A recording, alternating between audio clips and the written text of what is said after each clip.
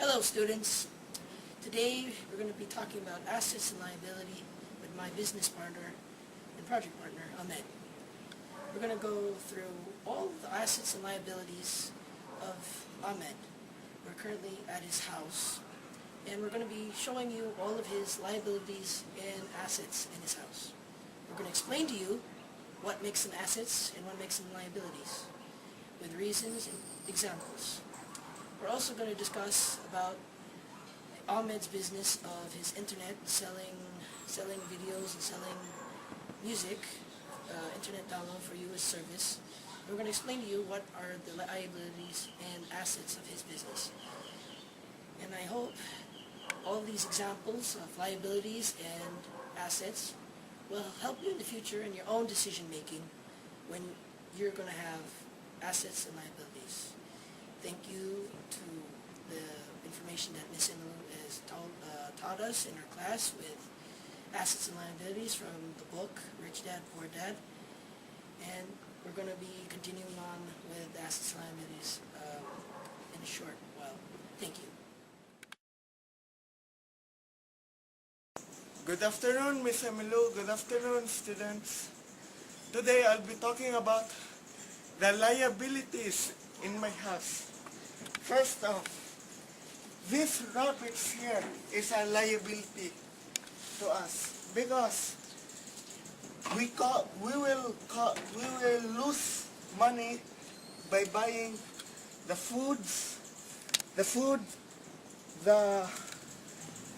bedding, especially the white one, the bedding. After that, we have to maintain it, wash it. Not only we can waste money for the food, but we can also waste money for the water, for the cleanliness, and the soap. So this is my liability, the rabbits here. So if ever the rabbits are going to have a baby, the more liabilities will occur by buying it milk, by buying it nutritional food, and that's all. Thank you. Hello. Now here we have is a Panasonic air conditioner. Now, you might be thinking to yourself, isn't this a liability or is this an asset? In actuality, in this case, it's an asset because, air conditioners, depending on how old they are and how much value they are, determines that it's an asset. Now, it's an asset because the air conditioning does not lose value. This type of air conditioning doesn't lose value because you can sell it. You can sell this air conditioning for money. Let's say you actually spent, let's say, 20,000 to 30,000 pesos when you bought it. Now, if you never used it and it's still in very good condition, it's still worth money, or it still has value. Because it maintains value and it keeps your wealth, it's still worth something. The money that you put in can still come out. Meaning, it's an asset. An asset which can be sold and stores your money. Now, this air conditioning is really, when it's not being used, is considered an asset. And Ahmed will be continuing about the liabilities of this air conditioning later on. Thank you. One of our liabilities here in my house are the fish. The fishes are liabilities because, as you can see here, monthly or even 1 week span of cleaning this water. As you can see, it is very, very dirty here in our pond. So it is considered liabilities because it needs to be cleaned, it needs to be maintained, and it needs to be taken off. Just like the rabbits earlier that I showed you about the liabilities, you must buy food for it and buy some kind some maintenance here in the fish pond, my fish pond. So not only it could raise our water expenses, but it could be wasteful of water, such as taking out the water and replacing a clean one. So this fish pond is considered a liability. Thank you. Hi. Isn't this a wonderful time being in an air-conditioned room? You might as well think what an air-conditioned room is like when your bills are coming in your house. You might want to look the liabilities in your house and your aircon. An air-conditioned room may take 100 pesos per hour. I think 100 pesos per hour into your bill, into your electric bill.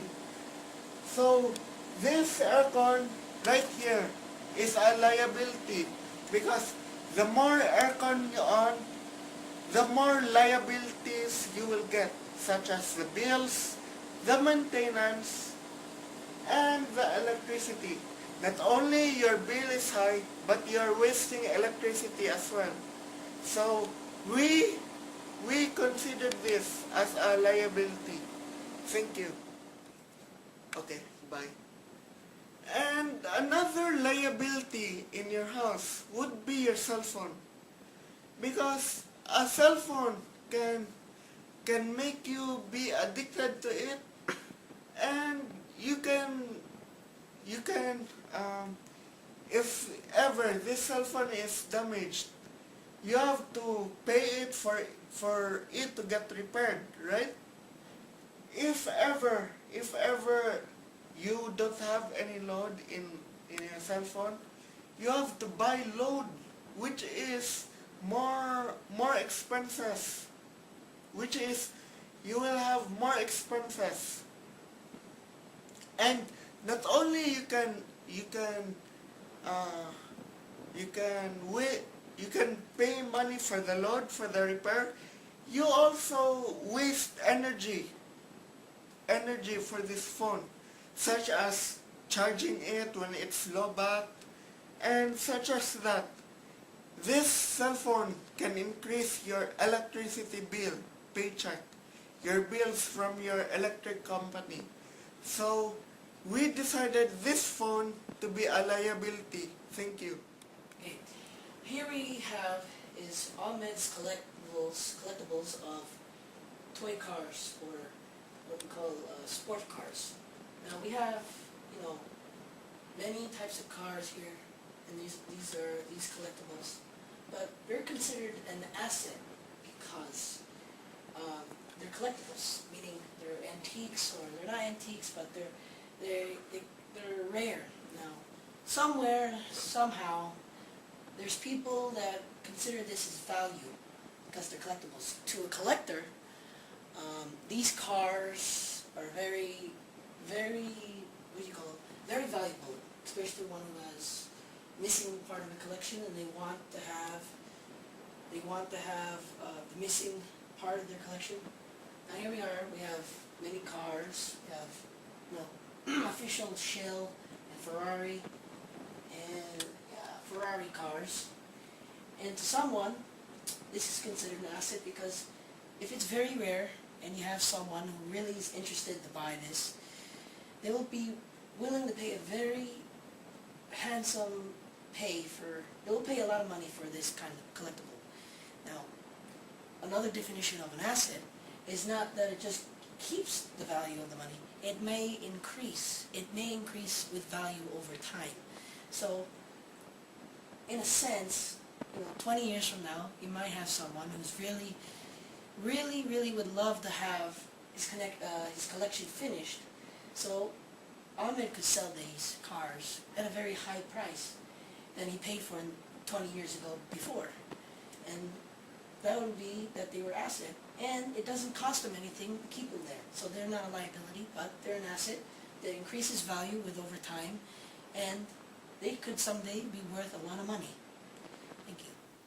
Okay, here we have 3 instruments. We have a ukulele, we have a guitar, and we have a violin. Now, these instruments are considered assets as well because instruments also maintain value as time goes by. And when you buy a violin, you expect it to have very high value when you sell it. All instruments, for the most part, are, when in good condition, are considered valuable, and they're always considered, you can still get a pretty good amount of money for even secondhand when you sell these. So actually, it's still an asset. It holds your money. As well as the bed that's here too, furniture. This furniture here is also considered an asset due to the fact that furniture doesn't get beat up very much and it still always maintain value. It's just one of those things that you still have in your home that is very valuable, and you don't want it to be stolen and you don't want it to be destroyed. And your furniture, your instruments, your personal belongings that can be sold are all considered very valuable and still considered as assets. Thank you.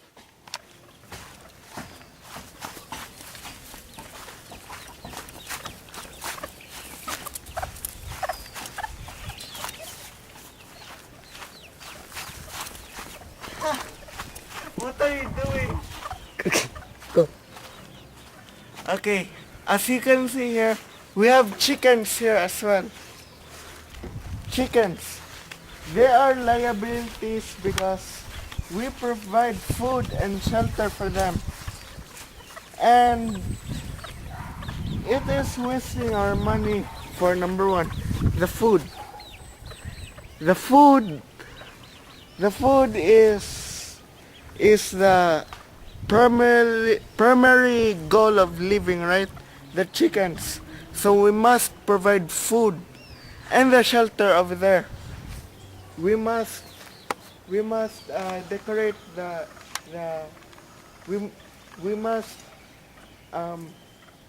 we must provide shelter for them. And as you can see here, the chickens make poop all around this soil, which means that if there's a lot of waste, it might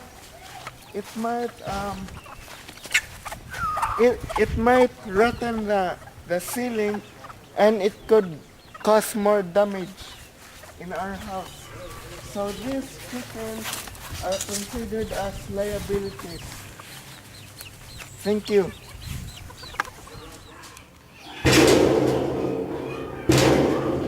Here we have some scrap metal, just period metal.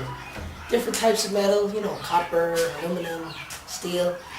All this metal is, it's very, it's like scrap, but it's still very, very valuable because metals are usually considered assets, period.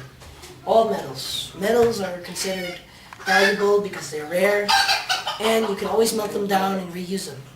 So therefore, metals are assets. Now, these type of assets, these metals can be melted down, or even if they're old and scrappy, you can sell them to people who recycle metal. And when you recycle metal, it can be done in a way such as, for example, we have this piece of metal here. We got a grill, little pots. We also have here metal door, and some bikes that were some value, but now they're only as valuable as the metal that they are. Now, these types of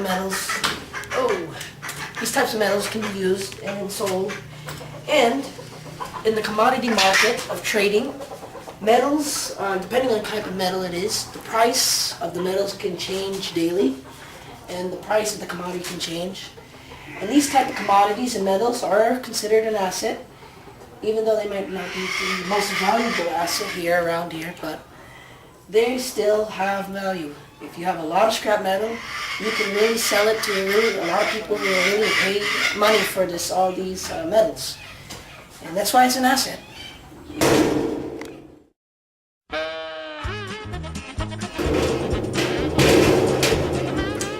Here we have metals. We have scrap metal. We just have metal. Anyway, never mind. Your voice is cussed. Okay. Here, we got scrap metal right here. We got scrap metal right here. I'm sorry, man. I'm sorry. Excuse me. We should include this for our bloopers. No. For our bloopers. Okay.